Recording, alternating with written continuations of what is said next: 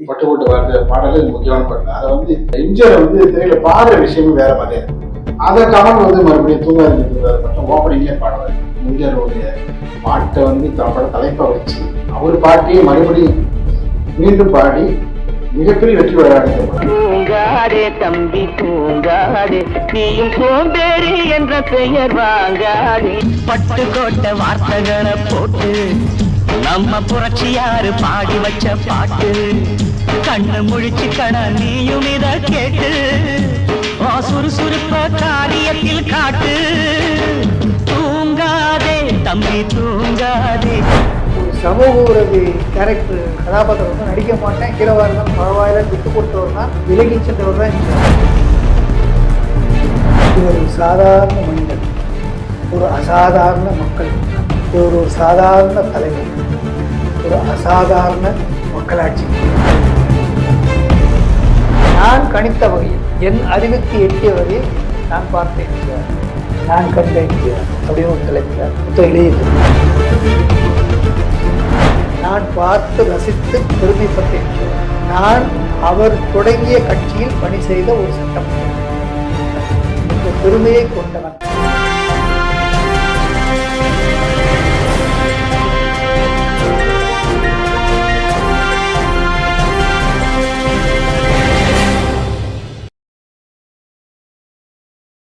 CCN media நேயர்களுக்கு இனிய வணக்கம். எம்ஜிஆரை ரஜினி, கமல், விஜய் உள்ளிட்ட திரை நட்சத்திரங்கள் ஏன் வந்து இன்றளவும் கொண்டாடி வருகிறார்? மூவர் மட்டுமல்ல, பல்வேறு ஆளுமைகளும் எம்ஜிஆரை பற்றி தொடர்ந்து பேசி வருவதற்கான உண்மையான காரணம் என்ன? விரிவாக கலந்துரையாட இணைந்திருக்கிறார் எம்ஜிஆரின் தீவிர ரசிகரும் முன்னாள் சட்டப்பேரவை உறுப்பினரும் அரசியல் விமர்சகருமான மருத்துவர் ஸ்ரீதரன் அவர்கள். வணக்கம் சார். வணக்கம். எம்ஜிஆர் அவர் பார்த்தீங்கன்னா இன்னைக்கு இருக்கிற ரஜினி, கமல், விஜய் மூவரும் பார்த்தீங்கன்னா வந்து விஜயகாந்த் இதெல்லாம் தவிர்த்தது சக போட்டியாளராக இருந்த ஆரோக்கியமான போட்டியாளர் இருந்த சிவாஜி கணேசன் பார்த்தீங்கன்னா எம்ஜிஆரை பற்றி பேசாத விஷயங்கள் இல்லை. தூங்காதே தம்பி தூங்காதே, சோம்பேறி என்ற பெயர் வாங்காதே நாடாளுமன்ற படத்துல இடம்பெற்ற பாடல். அதை வந்து கமல் வந்து தன்னுடைய பட தலைப்பாக வச்சிருக்காரு. தூங்காதே தம்பி தூங்காதே, பட்டுக்கோட்டை வார்த்தைகள் போட்டு புரட்சியார பாடி வைத்த பாட்டு. அதுல வந்து பாத்தீங்கன்னா தூங்காதே தம்பி தூங்காதே, சோம்பேறி என்ற பெயர் வாங்காதே, நீ தாங்கிய உடையும் ஆயுதமும் பல சரித்திர கதை சொல்லும் சிறை கதவும், சக்தி இருந்தால் உன்னை கண்டு சிரிக்கும், சத்திரந்தான் உனக்கு இடம் கொடுக்கும். தூங்காதே தம்பி தூங்காதே, உயிர் பணியிலே தூங்கியவன் புகழ் இழந்தான். இன்னும் பொறுப்புள்ள மனிதரின் தூக்கத்தினால் பல பொன்னான வேலையெல்லாம் தூங்குதப்பா. தூங்காதே தம்பி தூங்காதே. பட்டு போட்டு வாழ்ந்த பாடல் முக்கியமான பாடல். அதை வந்து எம்ஜிஆர் வந்து திரையில பாடுற விஷயமும் வேற மாதிரி இருக்கு. அதை கமல் வந்து மறுபடியும் தூங்காது படம் ஓப்பனிங்லேயே பாடுவார். மிகப்பெரிய வெற்றி அடைஞ்ச படம். எம்ஜிஆருடைய பாட்டை வந்து பட தலைப்பை வச்சு அவர் பாட்டையே மறுபடியும் மீண்டும் பாடி மிகப்பெரிய வெற்றி அடைந்த படம். அதே போல ரஜினிகாந்த் நிறைய படங்கள்ல வந்து எம்ஜிஆர் கலந்துருக்காரு. விஜய் இப்ப பாத்தீங்கன்னா ஜனநாயகன்ங்கிற படத்துல எம்ஜிஆர் விட்டு பிள்ளை படத்துல இடம்பெற்ற அந்த சாட்டை கையில் எடுத்திருக்காரு. நானான எட்டாள் அப்படின்னு. இதெல்லாம் வந்து எதை காட்டுது? ஏன் எம்ஜிஆர் எல்லாருமே கொண்டாடுறாங்க? என்ன காரணம் சார்? சிம்பிள். அதாவது ஆங்கிலத்தில் சொன்னா லிட்மஸ் டெஸ்ட். உலகில் ஆங்கிலத்தில் சொன்னா லிட்மஸ் டெஸ்ட். அதாவது நம்ம தமிழ்ல பழமையில் சொன்னா ஒரு பானை சோத்துக்கு ஒரு சோறு பதங்கிற மாதிரி எம்ஜிஆர் நடிகனாக இருந்து அரசாண்டு மக்களை கவர்ந்து மக்கள் இதயத்தில் இடம் பிடித்த ஒரு இதயக்கனி. இவர் எப்படி சாதிச்சார்? இவருடைய ஆரம்பம் என்ன? கலைத்துறை. ஸோ கலைத்துறையினால் ஒரு மாபெரும் மக்களால் போற்றப்படுகின்ற ஒரு தலைவனாக உருவான திகழ்ந்த இன்றும் திகழ்ந்து கொண்டிருக்கின்ற ஒரு தலைவர். அந்த அளவுக்கு வராட்டலாம் கொஞ்சமாவது வரணும்னு ஒரு இன்ஸ்பிரேஷன், ஒரு தாக்கம் இருக்கத்தான் செய்யும். ஏனைய கலைத்துறையில் உள்ள நடிகர்களுக்கு அந்த ஆசையும் இருக்கத்தான் செய்வது இயற்கை. அந்த வகையில் விஜயகாந்த் வந்து இதெல்லாம் அவருடைய இணையாக நடித்த அன்றைய போட்டியாளர் இருந்தார் திரு சிவாஜி கணேசன் அவர்கள்.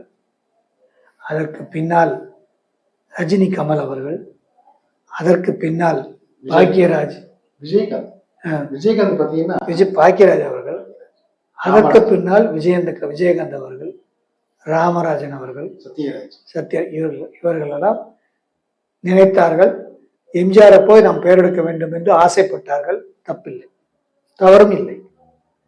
ஆனால் எம்ஜிஆர் செய்து காட்டியதை போய் இவர்களால் ஏன் அதை திறம்பட செய்ய முடியவில்லை என்றால் அதுக்கு பல்வேறு காரணங்கள் இருக்கு. எம்ஜிஆர் கூட செயல்பாடு நினைத்து எதுல வந்து அவங்க வந்து சறுக்கி விழுந்தாங்க. நாடகத்திலே நடிக்க வைத்து அவர் புலமையை கற்றுக் கொடுத்த அந்த நாடக வித்வான் ஒரு கும்பகோணம் காளியன் இருக்கார்ல, அவரை தொட்டு அந்த நிமிடத்தில் இருந்து உலகத்திலே பாத்தீங்கன்னா காளியன் வந்து காளி வேஷம் போட்டாருன்னா அப்படி வந்து பிரம்மாண்டமா இருக்கும். அதே மாதிரி பந்தநாடு அறிஞர்களை நெய்கோப்பை கிராமத்தை சேர்த்த பக்கிரி படையாச்சு. அவரு ராமர் வேஷமும் அரிச்சந்திர வேஷம் போட்டாங்க. அப்படி இருக்குமா? அது அப்படியே 2 பேரும் வாழ்ந்துருக்காங்க. அப்ப இருந்தே மக்களுக்கு நம்மால் ஆண்ட உதவிகளை, நம்மளால ஆன உதவிகளை செய்ய வேண்டும் என்று அன்றே ஒரு அடித்தளத்தை, ஒரு ஃபவுண்டேஷன் போட்டார். அந்த ஃபவுண்டேஷன் படிதான் அந்த கோட்டையை அவர் கட்டி வந்தார்.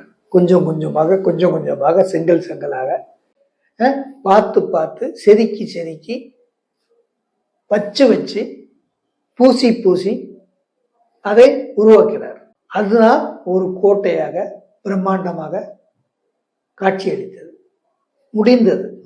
ஆனால் இவர்கள் எல்லாம் ஆசைப்பட்டார்கள், ஆனால் அடித்தளம் அமைக்கவில்லை. அங்குதான் அவர்கள் தோற்றதுக்கு காரணம், அடித்தளம் இல்லை. இது இன்னொரு விஷயம் வந்து பேசப்படுது. எம்ஜிஆர் வந்து எந்த ஒரு செயலை செய்தாலும் அது வந்து வணிக நோக்கமா இருக்காது, மக்களுடைய நலன் சார்ந்த நோக்கமா. அதாவது என்னன்னா எம்ஜிஆர்னு ஒரு வாழ்க்கை நீங்க எடுத்துட்டீங்கன்னா, ஒரு 20 வருஷம் நடிச்சுட்டு அதுக்கு பிறகு நான் மக்களுக்காக செய்ய போறேன், சேவை செய்ய போறேன்னு சொன்னதில்லை. தனக்கு விவரம் அறிந்த பருவத்தில் இருந்து நான் மக்களுக்காகத்தான் செய்கிறேன் என்று உழைத்தவர். ஒரு சமூக விரோதி கேரக்டர் கதாபாத்திரம் வந்து நடிக்க மாட்டேன், ஹீரோவா இருந்தாலும் பரவாயில்லன்னு விட்டு கொடுத்தவர் தான், விலகி சென்றவர் தான் எம்ஜிஆர். அப்போ வேற ஒருத்தர் ஒரு 4 கூட இப்படி நடிப்போம், அதுக்கடுத்து 4 ஹீரோவை நடிப்போம். நம்ம புகழுக்கு வந்த பிறகு அந்த புகழை காயின் பண்றதுக்கு, அதை காசாகிறதுக்கு, அதை கேபிட்டலைஸ் பண்றதுக்கு, அதை மூலதனமாக்குவதற்கு நம்ம வந்து மக்களுக்கு செய்வோம். அவரை தவிர அனைத்து நடிகர்களுமே வந்து எதிர்மறை கதாபாத்திரம் நடித்தவர்கள். அவர்கள் வந்து ஒரு சமூகத்துக்கு ஒரு போதனையை கொடுக்கவில்லை, திடீரென்று ஒரு போதனையை சொல்கிறார். அப்போ மக்கள் வந்து கம்பேர் பண்றாங்க, உன்னுடைய பிரசன்ட் என்ன, உன்னுடைய பாஸ்ட் என்ன, உன்னுடைய ஃபியூச்சர் என்ன, அளக்கிறார்கள். ஸோ அந்த அளக்கும் போது ஓகே, என்னுடைய பழைய பாஸ்ட் இவ்வளவு, ஆனால் ஃபியூச்சர் இப்படி இருக்கும் என்று அதையும் அவர்கள் தொடர்ந்து நடத்தவில்லை. இதுல ஒரு செய்தியை வந்து அவர் தெளிவா சொல்லியிருக்காரு சார். திரைப்படங்கள் மூலமாகவே நம்மளை வந்து நாட்டு மக்கள் கவனிச்சுட்டு இருக்காங்க, எடை போட்டு இருக்காங்க. அதனால வந்து நடிகர் மட்டும் இல்லை, அனைவருமே வந்து கவனமா இருக்கு, எச்சரிக்கையா இருக்கு. அந்த செய்தி சொன்னார். இதுதான் அவர் வந்து மக்கள் ஞானி, அவர் மக்கள் ஞானி, மிகப்பெரிய விஞ்ஞானி. இதைத்தான் உலக சுத்தவாணிகளில் அவர் கதாபாத்திரமாக நடித்தார். என்ன எனக்கு மாத்திரம் 4 கேட்கலப்பா, அது இளநீர். இளநியா? இது என்ன மரத்துல காய்ச்சதா இல்ல மிஷின்ல போட்டதா? இது மரத்துல காய்ச்சதுதான். எவ்வளவு ஒழுங்கா சீவிருக்காங்க பாரு. ஐயோ, பார்க்கும் போதே புத்தர் கோயில் கோபுரம் மாதிரி இருக்குது. இதை வெட்டுறதுக்கே மனசு வர மாட்டேங்குது. அப்புறம் வாழைப்பழம், இது என்ன குச்சி?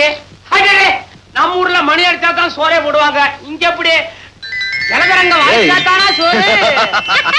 ஜனகரங்க வாசிக்கிறதுக்கு இல்லப்பா, சாப்பிடுறதுக்கு. மக்கள் மனநிலையை நன்கு அறிந்தவர். எதை செய்தால், எவ்வளவு செய்தால், எந்த முறையில் செய்தால், எந்த அளவில் செய்தால், எந்த தருணத்தில் செய்தால் அது மக்களுக்கு சென்றடையும் என்று அளந்து ஆராய்ச்சி பண்ணி பார்த்த ஒரு அரசியல் விஞ்ஞானி. மக்கள் கண்காணித்துக் கொண்டிருக்கிறார். நீ எப்படி உன்னுடைய பாரம்பரியம் என்ன, உன்னுடைய உங்க கடந்த கால நிகழ்வுகள் என்ன, நிகழ்கால நிகழ்ச்சிகள் என்ன, நடக்க போறோம் வருங்கால நிகழ்ச்சிகள் என்ன என்பதை உணர்ந்தார்கள், உணர்கிறார்கள், எதிர்பார்க்கிறார்கள். அதற்கு தகுந்தாது போல் நம்முடைய நடவடிக்கைகளில் போலித்தனம் இருக்கக்கூடாது, இடைச்சொல்கள் இருக்கக்கூடாது, என்ன கலை யதார்த்தமோ யதார்த்தத்தை செய்ய வேண்டும், அதை மிகைப்படுத்தக்கூடாது, எதையும் எதிர்பார்த்து செய்யக்கூடாது. ரிசர்வ் செய்து இது வந்தால் கணக்கு போடல, அவர் கணக்கு போடல, மக்கள் கணக்கை மட்டும் பார்த்தார், மக்களின் மனங்களை பார்த்தார். அவர் அதிகமா போட்ட கணக்கு வந்து மக்கள் மனதில் இடம் பிடிப்பது, அந்த கணக்கு தான். மக்கள் வந்து நம்மளை என்ன நினைச்சிருக்காங்க, அந்த கணக்கு தான். அப்படி இல்லை, அந்த இதில் நான் மாறுபடுகிறேன். அவர் கணக்கு போட்டதே நான் ரசிக்கிறேன், நான் காப்பி குடிக்கிறேன், எனக்கு இந்த காப்பி பிடிக்குது, இவ்வளவு சர்க்கரை போட்டு, இவ்வளவு பால் ஊற்றி, இவ்வளவு சுடுதண்ணி ஊற்றி, இவ்வளவு டிகாஷன் போட்டு, இவ்வளவு தூக்கி அடிச்சு, இவ்வளவு இது குடிக்கும் போது என்ன ருசி கிடைக்கிறதோ, என்ன திருப்தி கிடைக்கிறதோ, இதே இந்த மூன்றும் மக்களுக்கும் அடுத்தவனும் கிடைக்க வேண்டும். அதை பார்த்து நான் ரசிக்க வேண்டும், நான் ரசிப்பதை அவன் ஆமோதிக்க வேண்டும் என்பதை உணர்த்தினார். அதுதான் மனித வாழ்க்கை என்றார், அதுதான் மனித நடைமுறை தத்துவம் என்றார். அதை கடைபிடித்தார், அதை போதித்தார், அதை சொன்னார். அந்த சொல்வதில் உண்மையை சொன்னார், மிகைப்படுத்தி சொல்லவில்லை. சொன்னது மட்டும் செயல்படுத்தினார். நான் பார்க்கறது எம்ஜிஆர் ஒரு டாக்டரா என்ன பார்க்குறேன் அப்படின்னா, நான் இதெல்லாம் ஆராய்ச்சி பண்ணி எம்ஜிஆர் நான் எப்படி கணக்கு போட்டு வச்சிருக்கேன்னா, he is an extraordinary man, he is an extraordinary leader,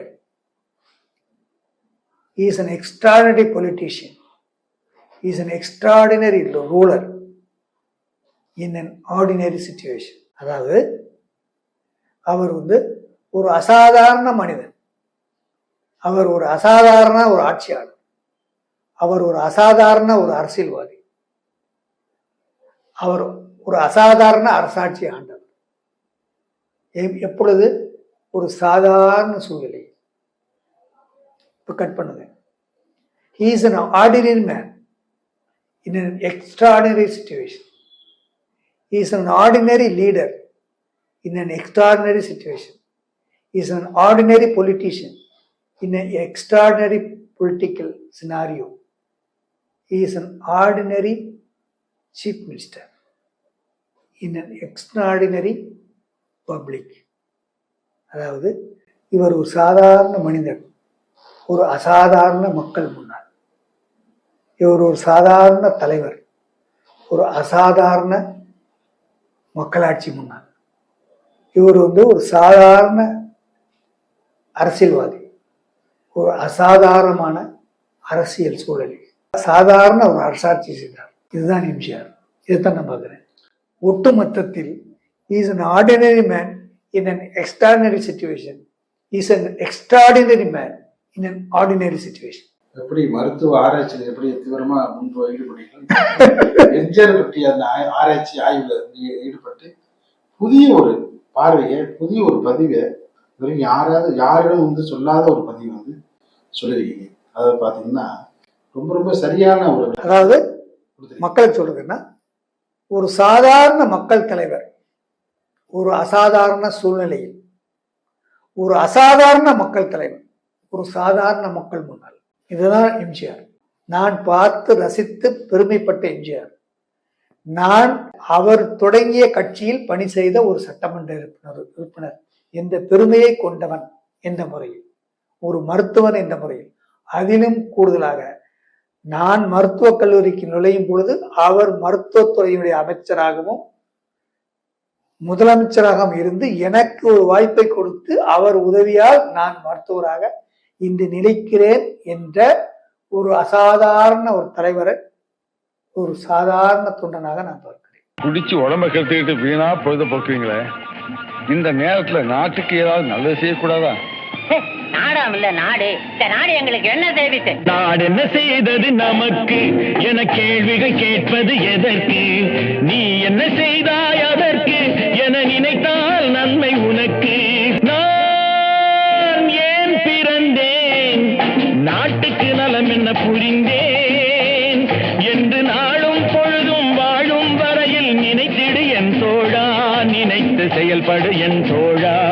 அதாவது வந்து எல்லாரும் வந்து படிப்பாங்க, எழுதுவாங்க எம்ஜிஆர் பற்றி, வேறு விதமான வந்து ஆய்வுகள் பண்ணுவாங்க. ஒரு மருத்துவராக நீங்கள் வந்து இந்த ஆய்வு பண்ணி எம்ஜிஆர் ஆய்வு பண்ணி என்ன அதை வந்து உங்கள் பார்வை ஆய்வு பண்ணி ஒரு புதிய ஒரு இலக்கணத்தை ஒரு வகுத்து கொடுத்துருக்கீங்க. இதை வந்து இன்னைக்கு எம்ஜிஆரை பற்றி பேசுகிறவங்க, அது திரைத்துறையில் இருக்கட்டும், அரசியல் ஆளுமையாக இருக்கட்டும், நீங்கள் சொன்ன இந்த விளக்கத்தை வந்து இனி ஒரு நாட்களில் ஓரளவு கடைபிடிக்கணும் அப்படின்ட்டு முன்வைக்கிறீங்க. நான் ஒரு புக்கு எழுதிட்டு இருக்கேன். புத்தகத்தினுடைய தலைப்பு சார் நான் கண்ட எம்ஜிஆர். ஒரு புதிய கோணத்தில் எம்ஜிஆருடைய தி ஃபேக்ட், உண்மை தவிர வேற ஒன்றும் இல்லை. எம்ஜிஆரை போடவும் இல்லை, எம்ஜிஆரை மிகப்படுத்தவும் இல்லை. உள்ளது உள்ளபடியே ஆஸ் இட் இஸ், நான் கணித்த வகையில், என் அறிவுக்கு எட்டிய வகையில் நான் பார்த்த எம்ஜிஆர், நான் கண்ட எம்ஜிஆர் அப்படின்னு ஒரு தலைப்புல புத்தகம் எழுதிட்டு இருக்கேன். அந்த ப்ராசஸ் நடந்துகிட்டு இருக்கு. இதை நம்ம வந்து ஒரு நிகழ்ச்சியை வச்சு நம்ம வந்து வெளியிடுவோம். அதுக்கு நீங்க தான் முன்னின்று நடத்தணும். பத்திரிகையாளர் என்ற முறையில நீங்க வந்து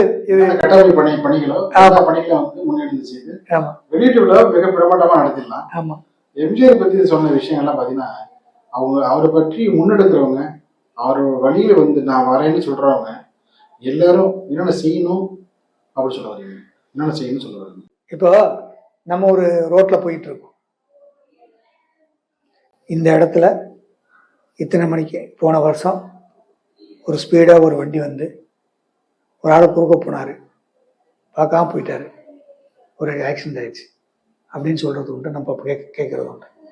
அதே மாதிரி இந்த இடத்துல போன வருஷம் இத்தனை ஏக்கர் கொஞ்சம் இடத்துல யாரும் எதிர்பார்க்காத அளவுக்கு இத்தனை மூட்டை கேரட் விளைஞ்சது, ஆச்சரியமா இருந்துச்சு, அதையும் சொல்லி கேட்டிருக்கோம்.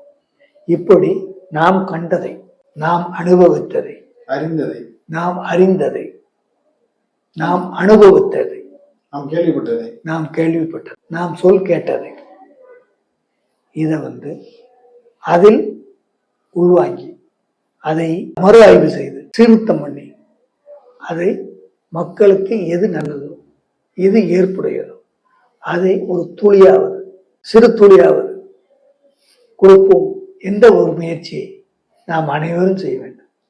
யான் பெற்ற இன்பம் பெருக வையகம், எம்ஜிஆர் எப்படி வந்து முன்னெடுக்கிறோம். ஆமா, அதே இதை வந்து நாங்க எம்ஜிஆரவே நீங்க பின்பற்றுன்னு நான் சொல்றேன்.